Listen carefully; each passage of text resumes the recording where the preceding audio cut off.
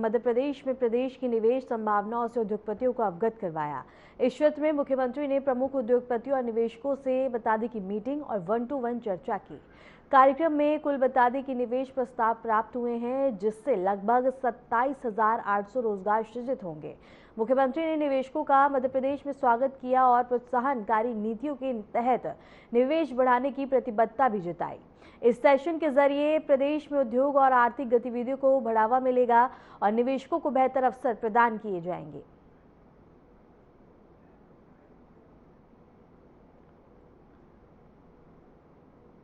और इसके साथ ही बता दें कि मध्य प्रदेश में निवेश पर सेशन और सीएम ने निवेश सत्र में आयोजित और इसके साथ ही शिरकत करी, जहां सरकार का निवेश पर जोर देखने को मिला।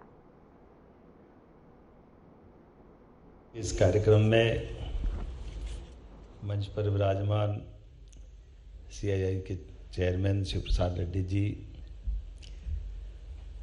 आदरणीय Mahesh Kohli ji, founder group president क्रिनको, श्रीमान किरण चंद्र कल्लूरी जी डलास, आपका भी स्वागत है। जयदेव मिला जी ने ज़्यादा ही तारीफ कर दी, आपका भी अभिनंदन है। के रवि कुमार जी, आपका भी अभिनंदन है। डॉक्टर सुब्बा राव जी, आपका भी बहुत अभिनंदन है। अनंत टेक्नोलॉजी, मैं आज के इस कार्यक्रम में मंच पर विराजमान SCS Sanjay Dubey ji, science technology and urban development authority के आप हमारे PS हैं, SCS हैं। PS राघवेंद्र सिंह जी, कमिश्नर चंद्रमौली, इस अवसर पर भाग्यनगर के, हैदराबाद के सभी अलग अलग क्षेत्र के स्वनाम धन्य महानुभाव मित्रों, यहाँ जब मैं आया हूँ तो मैं बाबा महाकाल की नगरी से आता हूँ।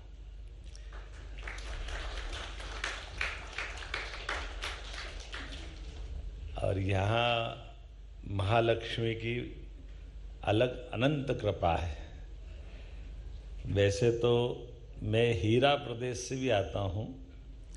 हमारे राज्य में, पूरे देश में एकमात्र राज्य प्रदेश है जहाँ हीरा निकलता है, और मोती आपके पास है, तो हीरे मोती की जोड़ी भी हमेशा कभी भी जोड़ के ही बोली जाती। ये अलग अलग करके नहीं देखी जा सकती।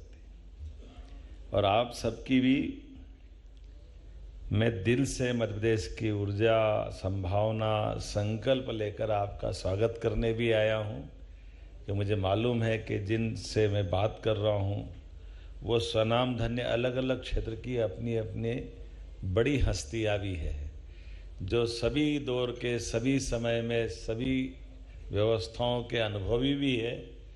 और जब देश की तरफ देखने का मौका मिलता है कि ऐसा कौन सा नगर है जो समय के पहले देख ले, तो ध्यान में आता कि ऐसे नगरों में एक ही नगर हैदराबाद है जो आने वाले समय को पहले पकड़ लेता है, पहले से निगाह में रख करके आने वाले समय के संकल्प लेके आगे बढ़ता है।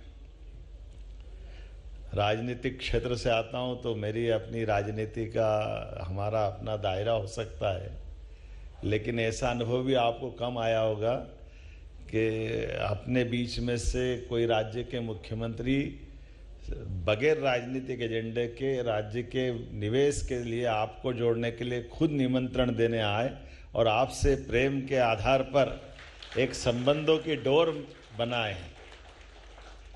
मैं अपने विभागों के सारे अधिकारियों का भी अभिनंदन करता हूं और ये खुले मन से स्वीकार भी करता हूं कि यशस्वी प्रधानमंत्री का ये जो शासन का समय चल रहा है, मैं तो क्या आप सब जानते और आप तो क्या दुनिया जानती है। आज का समय भारत का समय है और भारत के समय में दुनिया के सब बड़े से बड़े देश अलग अलग प्रकार के दौर से गुजर रहे हैं। जो स्वनाम धन्य मुखिया होते हैं, सबसे बड़े अपनी श्रेणी में बैठने वाले लोग हैं, वो चेहरे से तो अलग दिखाते हैं कि वो बहुत कॉन्फिडेंस है, लेकिन अंदर कितना कॉन्फिडेंस है वो हम रोज देखते हैं। हमारा भारत का बढ़ता हुआ सैटेलाइट की गति से चलने वाला एक अलग दौर चल रहा है। माननीय मोदी जी के नेतृत्व में देश ने जिस प्रकार से सभी क्षेत्रों को समेटते हुए देश की जो एक नई प्रकार की आभा बनाई है, नया प्रकार का चित्र बनाया है, जिसमें कई सारे मिथक तोड़ दिए। अतीत के काल के भारतीय मतलब समय का पालन नहीं करेंगे, भारतीय मतलब प्रोग्रेसिव होने के बजाय पीछे की लाइन से नंबर आता है, भारतीय पता नहीं कितने प्रकार के जो हमारे मन में और सारी बातें चलती। अब तो कितना अच्छा लगता है कि रेल भी हम निर्यात करने के लिए तैयार हो गए। ये हमारा बदलता दौर है। रेल से लगा करके हर क्षेत्र के अंदर कितने प्रकार के निवेश के, डिफेंस में इतना बड़ा निवेश कोई सोच सकता है क्या? और डिफेंस की टेक्नोलॉजी के लिए मैं अपने प्रदेश की भी तारीफ करना चाहूँगा और माननीय प्रधानमंत्री जी की भी तारीफ करना चाहूँ। हमारी निवेश की पॉलिसियों के बलबूते पर हमारे यहाँ रेल कोच बनाने के लिए भी कौन आया राघवेंद्र जी, है ना?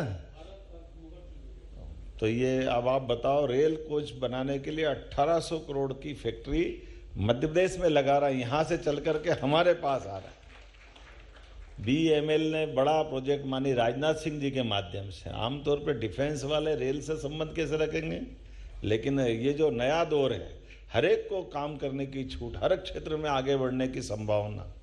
तो आज हम जब आपसे बात कर रहे हैं तो मैं अभी हमारे महेश कोहली जी से कह ही रहा था कि हाइड्रा पंप स्टोरेज का जो प्रोजेक्ट है, मैं वैसे ही बात कर रहा था। उनने इंग्लैंड की नौकरी छोड़ करके भारत आए, भारत से अपनी यात्रा प्रारंभ की और उनने कहा था अभी तक हमारा सबसे बड़ा पंप हाइड्रो का एनर्जी का प्रोजेक्ट अभी हमारा कहाँ है?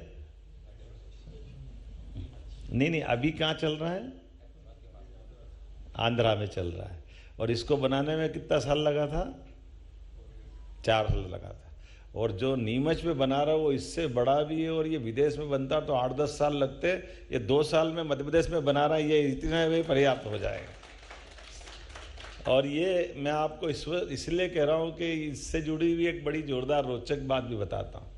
कभी कभी क्या होता कि पॉलिसियाँ तो लिखी होगी चाहे जो, ये भी है छूट देंगे, वो भी बात करेंगे। बिल्कुल सही कहा। मैं आपका सुधाकर आप हमारे माननीय जयदेव जी का धन्यवाद देना चाहूँगा कि आपने जो बात कही बिल्कुल सही बात है। ये तो हमने सारी बातों को करने के लिए अपने पावर सारे अधिकारियों को दे के रखे ही हैं कि आखिर हमने कोई कमिटमेंट किया है तो कमिटमेंट को तुरंत पूरा कराना चाहिए। लेकिन वो तो लिखित में है, उसको करना है तो वो उनके दायरे में करेंगे। अब जो बगैर लिखा हुआ वो कैसे होना चाहिए? तो जैसे इनका विषय आया तो इन्होंने कहा कि हम इस पर और तेज़ी से काम कर सकते हैं। तो पंप हाइड्रा के लिए, जो पंप स्टोरेज के लिए जो नीचे चंबल का पानी है, वो राजस्थान सरकार और मध्य प्रदेश दोनों के बीच का डैम है और ये पानी निकल करके मध्य प्रदेश से सीधा राजस्थान में जाता है। तो राजस्थान वाले पानी को हाथ नहीं लगाने देते हैं क्योंकि वो पानी का विषय तो ऐसे ही रहता है। तो गर्मी के दिन में पानी निकाल देंगे तो बाद में फिर कष्ट आ जाएगा। तो इनने कहा अगर वो पानी निकाल नहीं देंगे तो हमारा नीचे का प्रोजेक्ट कैसे बनेगा। इनने भी बड़ा अच्छा टेक्नोलॉजी लगाई। आमतौर पे पंप स्टोरेज में दोनों तरफ टैंक चाहिए। ये हैदराबाद से है तो और अच्छा, हमको मैंने पहले ही तारीफ कर दी हैदराबाद के लोगों की। उन्होंने कहा यार ऊपर नीचे डैम बना हुआ, ऊपर ही तो टैंक बनाओ, नीचे डालो ऊपर निकालो, क्या फ़र्क पड़ता, 2 क्यों बनाओ, एक ही बना लो। इनने और अच्छी टेक्नोलॉजी लगा दी। तो जो बड़े बड़े डैम हमारे हैं नीचे के, तो मैंने ऐसे मित्रता के बस मेरे राजस्थान के माननीय मुख्यमंत्री भजन लाल जी से मेरे बहुत अच्छे संबंध हैं।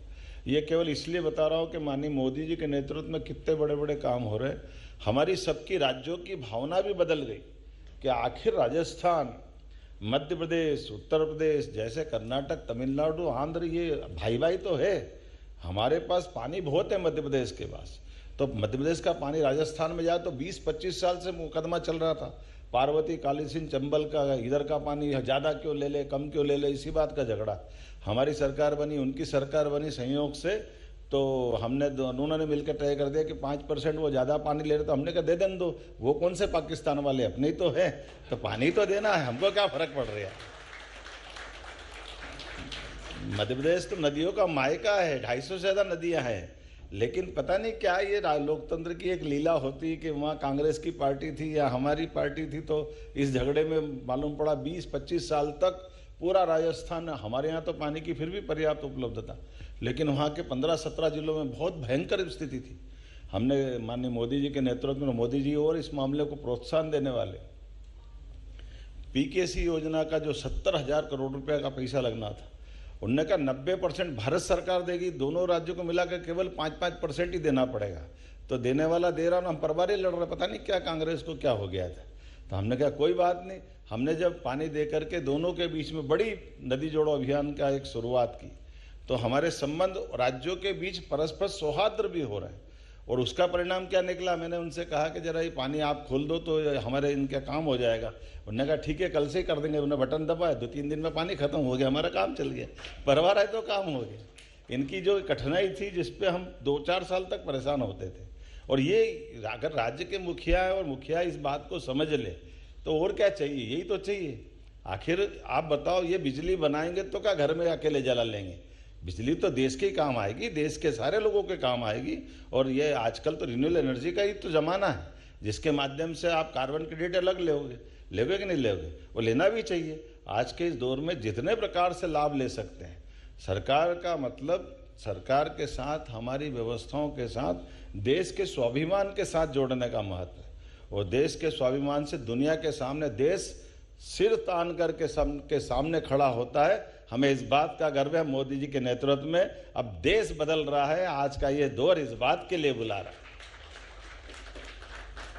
इसलिए किसी भी राज्य में जा रहा हूं तो मैं हर जगह यही कहता हूं कि आप यहां भी काम करिए, हमारे यहां भी काम करिए। यहां काम करने और मैं आपको निमंत्रण देने का मतलब आया कि यहां ताला लगा दो और वहां आ जाओ, ऐसा नहीं है। आप जहां भी हैं उस काम को बढ़ाते जाइए। काम को बढ़ाने के लिए परमात्मा ने आपको मौका दिया और हमने आपको निमंत्रण दिया। और इसके मतलब क्या है? इसका मतलब है कि आज हमारे परमात्मा ने हम सबको क्षमता योग्यता दी और कर्मवाद के आधार पर हमारे काम को बढ़ाना, आपके काम के बढ़ाने मतलब कई गरीब लोगों के घर में उनके लिए उनको समृद्ध करना भी है, उनकी गरीबी दूर करना भी है, भारत को समृद्ध करना ताकि भारत की सनातन संस्कृति से दुनिया का परिचय कराना, दुनिया के सामने हमारी अपने क्षमतावान लोग, नहीं तो हमारे इन सारी व्यवस्थाओं के मतलब क्या रह जाएंगे। तो ऐसे समय में मुख्यमंत्री का मतलब केवल राजनीतिक कार्यक्रम के लिए नहीं आना चाहिए, उसको राज्य राज्य में जाकर के परस्पर दोनों राज्यों के संबंध अच्छे बने, दो नगरों के संबंध अच्छे बने, व्यापार व्यवसाय को बढ़ाने के लिए सब प्रकार की बातें आए। ये 18 पॉलिसियाँ हमारे विभाग के द्वारा जारी की है, उन पॉलिसियों पे तो काम होगा ही सही, उसके अलावा भी मुख्यमंत्री बैठ करके इस बात की गारंटी दे कि ये लिखा हुआ तो अपनी जगह, इसको बगैर लिखे में भी हम बैठे हैं, आपको क्या चाहिए वो सब देंगे, आप भी आगे बढ़ो, हमारा राज्य भी आगे बढ़े, हम और आप सब मिलकर देश को आगे बढ़ाएं। आज इसी बात की आवश्यकता है। तो अब भाषण तो बहुत हो गए, बात भी सारी आ गई। कितना अच्छा लगता है जब हमसे जिन जिन के संबंध आए उन्होंने सबसे मध्य प्रदेश के साथ जुड़े हुए संबंधों की तारीफ भी की। और जब हमारी सरकार को, नवगठित सरकार को माननीय मोदी जी के नेतृत्व में लगभग 2 साल होने आए, हमने ये साल तो उद्योग रोजगार वर्ष का ही डिक्लेयर किया था।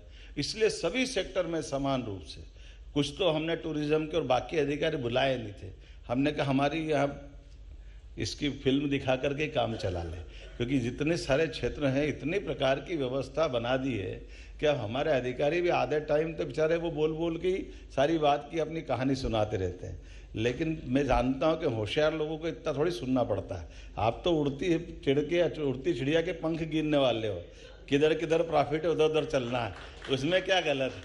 क्योंकि आपको इस हाथ कंगन को आरसी क्या, पढ़े लिखे को फारसी क्या, अब आपने भी दुनिया देखी है। तो मैं तो केवल आपसे इतना ही कहने आया हूँ कि यहाँ के लोग जब मोती पहचान लेते तो आदमी तो पहचान ही लेते होंगे, इसमें क्या दिक्कत है। आज के इस अवसर पर मेरी अपनी ओर से राज्य सरकार के द्वारा इस सत्र में आपका अभिनंदन है। और ये बात तय है कि परमात्मा की दया से हम सबको ये यशस्वी प्रधानमंत्री के नेतृत्व में विकास के लिए अलग अलग सेक्टर में बड़ी संभावना है। मध्य प्रदेश में सभी क्षेत्र में समान रूप से संभावना है। आप जिस क्षेत्र में काम कर रहे हो उसमें भी करें, आपके परिवार के अंदर और संभावना मिल रही, मित्रों के अंदर संभावना मिल रही, उनको जोड़ करके भी सभी सेक्टर में सभी सरकार की व्यवस्थाओं के लिए मध्य प्रदेश सरकार आपका पलक पावड़े बिछा करके स्वागत करती है। एक बार फिर यहाँ के राज्य के लिए भी और वहाँ के लिए भी दोनों प्रकार से मेरी शुभकामना, बधाई।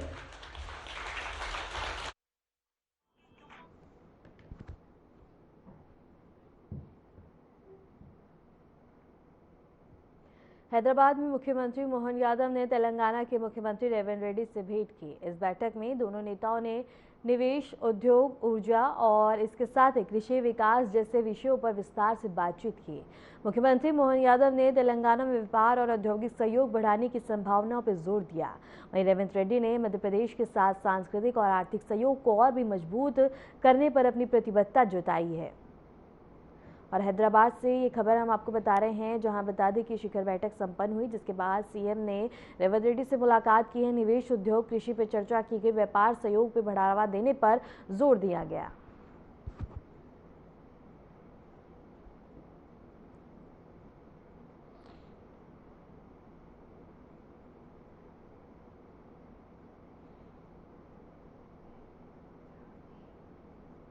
भोपाल में एसआईआर को लेकर काम तेजी से शुरू हो गया है। बीजेपी प्रदेश कार्यालय में जिले के साधु संत और संगठनों के पदाधिकारी शामिल हुए। बैठक में संभाग प्रभारी तेज बहादुर सिंह और प्रदेश मंत्री रंजीश अग्रवाल मौजूद रहे। जिला अध्यक्ष रविंद्र यति ने बताया कि 4 नवंबर से एसआईआर का काम शुरू हो चुका है और सभी संगठनों की भूमिका अहम है।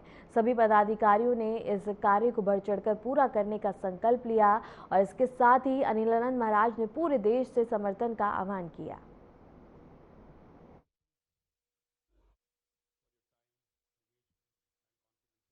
बिल्कुल, भारतीय जनता पार्टी भोपाल, आपने अच्छा ध्यान दिलाया है। अगर इसका परिणाम अच्छा आता, किसी बीएलओ ने कोई सबसे अच्छा काम किया, अपने प्रतिशत को बढ़ाया है, तो निश्चित रूप से भारतीय जनता पार्टी भी उस बीएलओ को सम्मानित करेगी। भाजपा के कितने कार्यकर्ता लगे हुए हैं भोपाल शहर में? मैंने आपसे कहा ही कि प्रत्येक बूथ का ही आवंटन हम लोगों ने कर दिया है, तो 16 से 1 कार्यकर्ता तो हमारे लगे ही हैं। साथ ही सम्मानित विधायकगण, सांसदगण, जनप्रतिनिधि, पार्षदगण, मंडल पदाधिकारी, जिला पदाधिकारी, सभी के सब हजारों की संख्या। नहीं, मेरे कहने का आशय ये कि हम लोग बहुत या तो ऐसा बेफिक्र हो जाते हैं कि सब हो जाएगा, जुड़ जाएगा, और एक स्वभाव जैसा हो गया कि हाँ कभी भी जुड़वा लेंगे। लेकिन कोई भी काम तयशुदा कैलेंडर में होगा तो इसमें हम जितनी जल्दीबाजी हो सके हम उतनी तत्परता के साथ अपना समय से अब मतदाता सूची में अपने अपने क्षेत्रों में अपने घर में नाम जुड़वा लें। बार बार यही आग्रह है कि कोई भी वैध मतदाता छूटे नहीं, अवैध मतदाता रह न जाए, ये चिंता करनी पड़ेगी कि मतदाता सूची में अवैध मतदाता रह गया है उसको निश्चित रूप से बाहर निकालना और वैध मतदाता वंचित न हो जाए सूची में आने से। इसके लिए हम सब लोगों को मिलकर के प्रयास करना है ताकि सारे के सारे जो वैध मतदाता हैं वो इस सूची में आ जाए। खबर धामनोद से है, जहां महेश्वर रोड स्थित आईटीआई परिसर में तहसीलदार की अध्यक्षता में एसआईआर से संबंधित महत्वपूर्ण बैठक हुई। बैठक में बीजेपी और कांग्रेस पदाधिकारी, स्थानीय जनप्रतिनिधि भी मौजूद रहे। तहसीलदार ने एसआईआर प्रक्रियाओं को सरल और पारदर्शी बनाने पर जोर दिया और जनप्रतिनिधियों से सहयोग मांगा।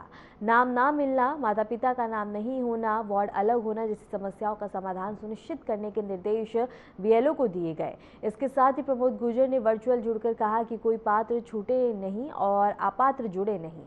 तहसीलदार ने बैठक नियमित रूप से आयोजित करने पर भी जोर दिया।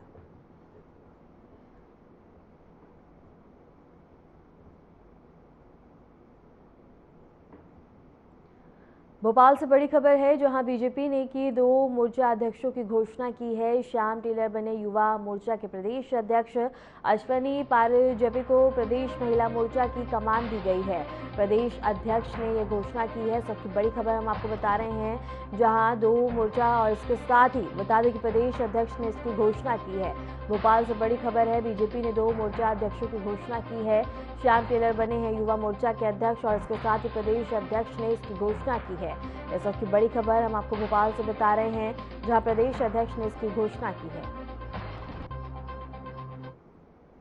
मध्य प्रदेश संविदा संयुक्त संघर्ष मंच ने अपनी विभिन्न मांगों को लेकर राजधानी भोपाल में जोरदार प्रदर्शन किया। प्रदर्शनकारी हाथों में तख्तियां और बैनर लेकर सड़कों पर उतरे। उनका मुख्य मांग थी कि पीसीएस के पदों में अनुभव के अंक भी शामिल किए जाएं। इसके साथ ही बता दें कि कर्मचारियों ने कहा कि सरकार के उदासीन रवैये के कारण कर्मचारियों में निराशा का माहौल व्याप्त है। प्रदर्शन के दौरान कर्मचारियों ने अपनी मांग का ज्ञापन प्रशासन के माध्यम से सरकार को सौंपा। इस प्रदर्शन से ये स्पष्ट हुआ है कि संविदा कर्मचारियों की समस्याओं पर सरकार की कार्रवाई की आवश्यकता है। हम तो वादा याद दिला ही रहे हैं, लगातार वादा याद दिला रहे हैं, तात्कालिक मुख्यमंत्री जी को भी और वर्तमान के केंद्रीय मंत्री आदरणीय शिवराज सिंह जी को भी यह दिला रहे हैं कि आदरणीय माननीय मुख्यमंत्री जी जो वर्तमान में हैं, आपसे भी विनम्र आग्रह कर रहे हैं, लगातार प्रयास कर रहे हैं।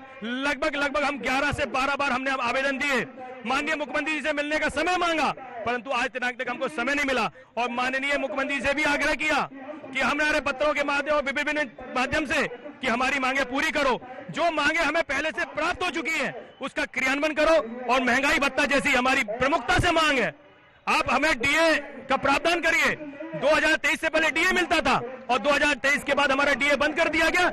यदि साल में 10% बढ़ता है तो हमारा वेतन मात्र 3% बढ़ता है। इस तरह की विसंगतियां हैं। सरकारी कर्मचारी को नियमित जो कर्मचारी सेटअप में काम कर रहा है उसको चिकित्सा अवकाश मिलता है, लेकिन संविदा कर्मचारी को एक भी दिन का मेडिकल अवकाश नहीं मिलता।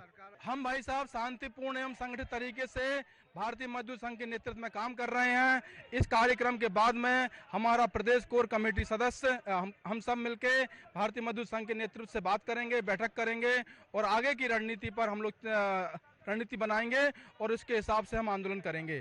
प्रदेश अध्यक्ष ई गवर्नेंस कर्मचारी संघ, हम लोग विज्ञान एवं प्रौद्योगिकी विभाग से एक ऐसे विभाग के संविदा कर्मचारी हैं जिसके पूरे कैडर का सृजन खुद बीजेपी गवर्नमेंट ने किया है। विभाग हमारा स्वयं मुख्यमंत्री जी के पास है, इसके बावजूद भी 2022 से नीति लागू हुए 3 साल हो गए हैं, नीति आज तक लागू नहीं हो पाई है। एमपीएससीडीसी कहता है विभाग करेगा, विभाग कहता है एमपीएससीडीसी करेगी, जबकि लागू विभाग को करना है। इस बीच में हमारे साथी भी एक्सपायर हुए हैं। बड़वानी से बड़ी खबर है, जहां अवैध हथियार के कारखाने पर छापा मारा गया है। अवैध हथियार बनाने का सामान जब्त किया गया है। एटीएस और महाराष्ट्र पुलिस की संयुक्त कार्रवाई देखने को मिली है। हिरासत में महाराष्ट्र पुलिस का मोस्ट वांटेड। इस वक्त की बड़ी खबर हम आपको बता रहे हैं, जहां अवैध हथियार बनाने के सामान को जब्त किया गया है। महाराष्ट्र पुलिस की संयुक्त कार्रवाई देखने को मिली है और इस हिरासत में बता दें कि अवैध हथियार बनाने का सामान भी जब्त किया गया है। इस वक्त की बड़ी खबर हम आपको बड़वानी से बता रहे हैं, जहां अवैध हथियार के कारखाने पे छापा मारा गया है और इसके साथ ही हथियार बनाने के सामान को जब्त किया गया है। बता दें कि महाराष्ट्र पुलिस की संयुक्त कार्रवाई के चलते ये बड़ी सफलता हासिल हुई है।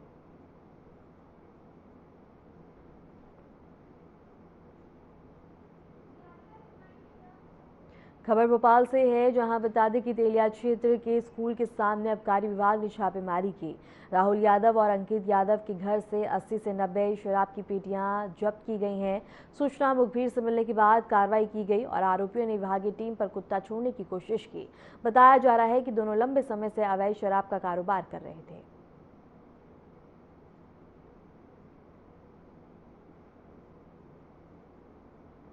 उज्जैन के प्रसिद्ध महाकालेश्वर मंदिर में शुक्ल पक्ष की तृतीया तिथि पर विशेष आरती का आयोजन किया गया। सुबह से ही देश भर से आए श्रद्धालुओं ने मंदिर में दर्शन कर प्रभु महाकाल की भक्ति में लीन होकर आरती में भाग लिया। मंदिर परिसर में सुरक्षा और व्यवस्थाओं का विशेष ध्यान रखा गया था, ताकि सभी भक्तों को सहज और सुरक्षित वातावरण में पूजा अर्चना करने का अवसर मिल सके। इस मौके पर भक्तों ने धार्मिक अनुष्ठान के साथ साथ प्रसाद ग्रहण किया और मंदिर में शांतिपूर्ण वातावरण का आनंद लिया।